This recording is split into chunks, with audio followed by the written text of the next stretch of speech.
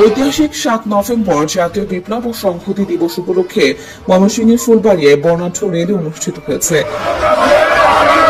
শুক্রবার বিকেলে উপজেলা ও পৌর বিএনপি এবং সহযোগী সংগঠনের আয়োজনে শহরের সরকারি মডেল পাইলট উচ্চ বিদ্যালয় মাঠে একত্রিত হয় নেতাকর্মীরা। পরে একটি বর্ণাঢ্য শোভাযাত্রা বের হয়ে বাজারের প্রধান সড়ক প্রদক্ষিণ করে ভালুকজল এসে শেষ হয়।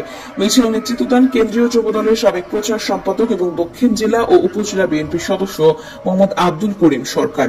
মিছিলে ফুলবাড়িয়া উপজেলা, পৌর এবং বিভিন্ন ইউনিয়ন বিএনপি ও সহযোগী সংগঠনের নেতাকর্মীদের উপস্থিতিতে জনসমুদ্রে পরিণত হয় ফুলবাড়িয়া।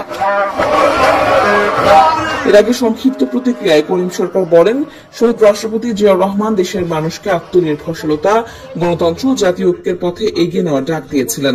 আজ সেই চেতনা ও আদর্শকে ধারণ করে আবারও জনগণের ভোটাধিকার, আইনের শাসন প্রতিষ্ঠা, দুর্নীতি নির্মূল এবং এই 7 নভেম্বরে জাতীয় বিপ্লব ও সংহতি দিবসের যে চেতনা, সেই চেতনা আমরা বুকে ধারণ করি, লালন করি এবং আগামী দিনে আমাদের স্লোগান হবে বিপ্লব দিবসের অঙ্গীকার, রুখতে হবে স্বৈরাচার, বিপ্লব দিবসের অঙ্গীকার, রুখতে হবে রাজাকার।